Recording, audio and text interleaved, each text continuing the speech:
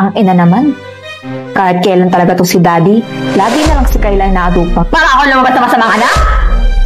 Alam mo, Kayla, para sa isang tulad mo, eto bagal sa'yo! Ha? Narinig ka, bakit kayo nag-aawan? Shelly, anak, ang sabi ko sa'yo, bandayan mo kapatid mo. Hindi awalin! Kita mo na, Kay? Ano? Sabihin mo ang mali dito. Tangina naman. Ang gusto ko lang naman, Daddy, ang oras at atensyon katulad ng binibigay mo kay Kayla! Naman! Wow, Daddy, thank you! Alam mo talaga yung mga paborito ko. Siyempre man, ikaw pa ba makalimutan ko? Kumain ka na at nang gumaling ka na ng tuluyan. Dili. O, Shelly, nandiyan ka na pala. May dala akong merienda. Kumain ka na muna dito. Sumalo ka sa amin, anak. Sige, una na kayo, Dad. Busog pa naman ako.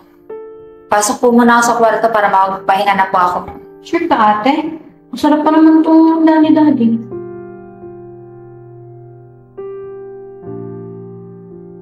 Daddy, nangyari kay ate? Kasi Daddy, napapansin ko lang ha. Napapadalas niya yung hindi niya pagsabay sa atin sa pagkain. Siyempre din, baka pagod lang yan, kaya ganun. Hilipas din ang araw, sasabay din sa pagkain sa atin. Sige na, kumain ka.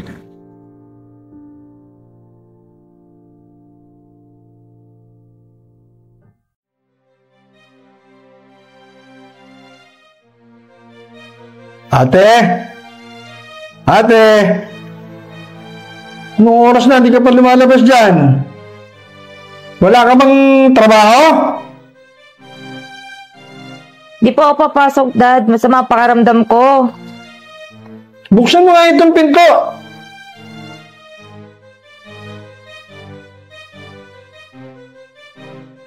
Ano ba kasi yun, Dad? Masama ang pakiramdam ko. Makikisuyo sana ako sa'yo. Ibibili ko ng gamot yung kapatid mo, masama ang pakiramdam. Pakibantayan mo muna. Habang wala ako, bibili lang ako ng gamot sandali. Hindi niyo po ba ako narinig, Dad? Masama nga din pakiramdam ko. Tapos pagbabantayin niyo pa kay Kayla? Naglaman. Masama nga din ang pakiramdam ng kapatid mo. Ibibili ko lang naman ng gamot. Para ba kailangan mong gamot? Para ibibili na rin kita. Huwag na. May gamot pa dito, oh. Siya, umalis ka na makabalik ka kaagad. Shelly? Hindi ko gusto yung mga pananalita mo, ha? Yung mga pagsagot-sagot mo sa akin, ha? Anong mali dun, Dad? Sige na, umalis ka na. Nang makapagpahinga na rin ako ng maayos pagbalik mo.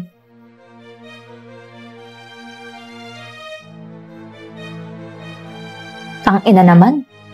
Kahit kailan talaga to si Daddy, lagi na lang si Kayla yung nakatupag. Kayla! Kayla! Ate, may kailangan po ba kayo? Sorry po, masama po kasi yung pakiramdam ko eh. Yan tayo eh. Sakit-sakitan para makuha lahat ng oras at atensyon ni Daddy?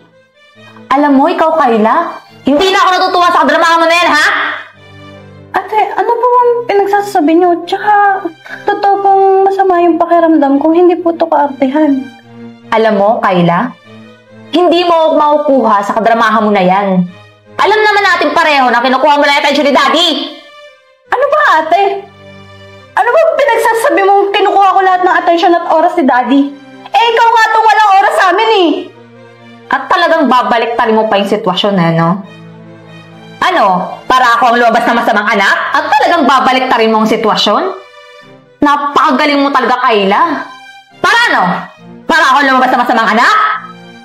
Alam mo, Kayla, para sa isang tulad mo, eto bagal sa'yo! Ha? Ate, Nay, tama na po, nasasaktan ako. Ayan! Ayan, deserve mo yan! Para malaman mo rin kung anong sakit na pinaramdam niyo sa akin! Shelly! Shelly! Anong nangyayari dito? Bakit kayo nag-aawan? Shelly, anak, ang sabi ko sa'yo, bantayan mo kapatid mo. Hindi awalin! Kita mo na, Kay? Ano? Sabihin mo ang mali dito. Tangina naman. Ang gusto ko lang naman, Daddy, ang oras at atensyon katulad ng binibigay mo kay Kayla. Anak, hindi naman ako, di ba? Anak, bakit ka nagkakaganyan? Oo, naiintindihan ko. Kailangan mo ang oras at atensyon ko. Pero sana sinabi mo sa akin, hindi yung ganito. Kailangan mo saktan yung kapatid mo dahil lamang sa inggit sa puso mo? Dad, ako? Inggit? No, Dad. Hindi inggit ang tawag dito. Yun ay ang pangangailangan ko sa atensyon mo. Kasalanan ko bang maramdaman na left out ako sa pamilyang to? At puro na lang si Kayla ang inaatupag nyo? Kasalanan ko ba na parang wala lang ako sa inyo, Dad? Kasalanan ko ba yun? Shelly, anak ko, hindi kasalanan yun. Okay, sige. Ako ang mali dito. Dahil mas tutok ako kay Kayla. Pero dahil yun sa, alam kong matatag ka. Alam kong matibay ka. Alam kong kaya mo. Hindi katulad ng kapatid mo. Sana intindihin mo naman yung sitwasyon natin. Akala mo lang yun, Dad. Oo. Yun ang sa tingin mo, Dad. Akala mo, malakas, matatag at kaya ko. Pero hindi. Pero sinusubukan ko kasi yun ang sa tingin ko tama. Kaya sana, iparamdam nyo rin yan. Iparamdam nyo rin na parte ako ng pamilyang to. Ate, mahal ka namin. Mahal ka namin ni Daddy kung alam mo lang. Kaya huwag kang mag-isip ng ganyan. Anak, sorry, hindi ko alam na ganyan nakabigat ng pakiramdam mo. Oo, mali ako dahil mas tutok ako sa kapatid mo, pero maniwala ka. Mahal na mahal din kita, anak. Yan naman ang gusto kong marinig, Dad eh. Yung marinig at maramdaman yung pagmamahal mula sa inyo. At hindi ko rin naman kayo matiis eh. Mahal na mahal ko rin naman kayo. Ikaw, Kayla. Mahal na mahal kita. At kailan po dati. Mahal na mahal ko po kayo.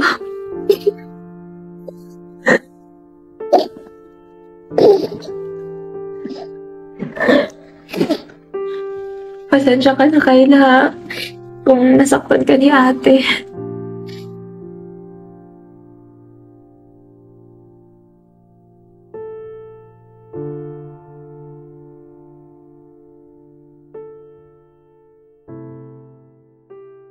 Okay lang. Sorry.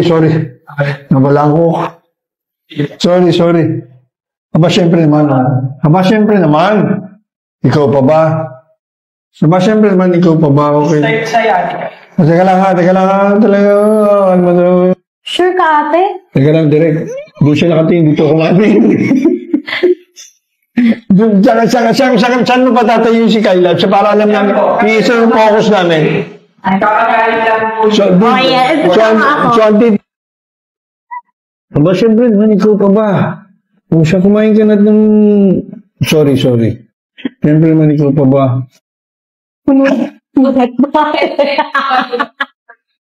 Sige, malis ka na, makabalik ka na kagad.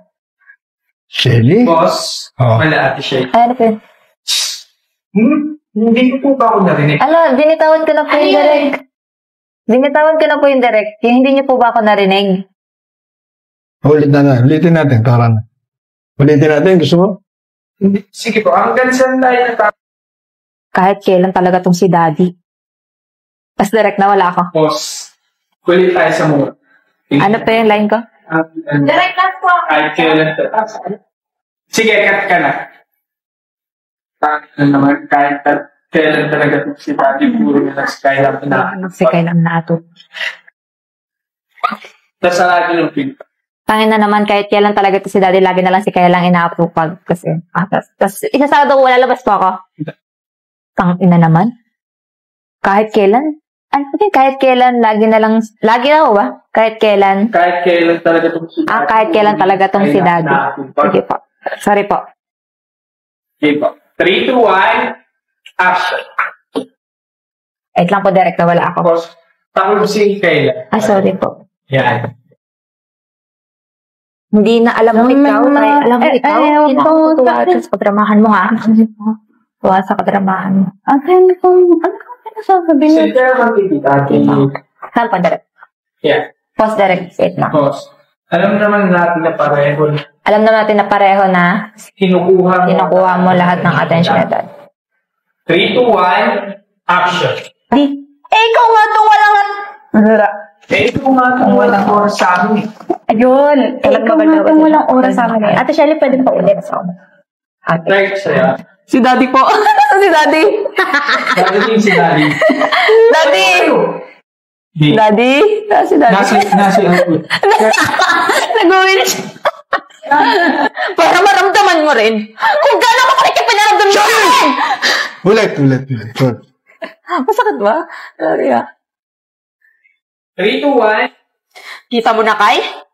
Ano? Sabihin mong masama ako di... mali.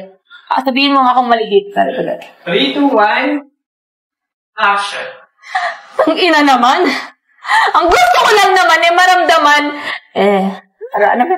Dali ako naman po. Ang gusto man, Daddy, ang oras ang atensyon na binibigay. Ay, katulad. Direct sa ba? Okay. 3, 2, 1, action. Mas direct. Haba niyan. Ang tawag dito, hindi pangangailangan kung magkaroon ng attention mo. Kundi, Dad, ako inggit. No, Dad, hindi inggit ang tawag dito. Oo nga, yun ang tubig na. Kasalanan ko pang maramdaman na left out ako sa pamilya to at puro si Kayla Lalto po kasalanan Kukulit ko. ng pinang para may kaga. Oo, Shelly.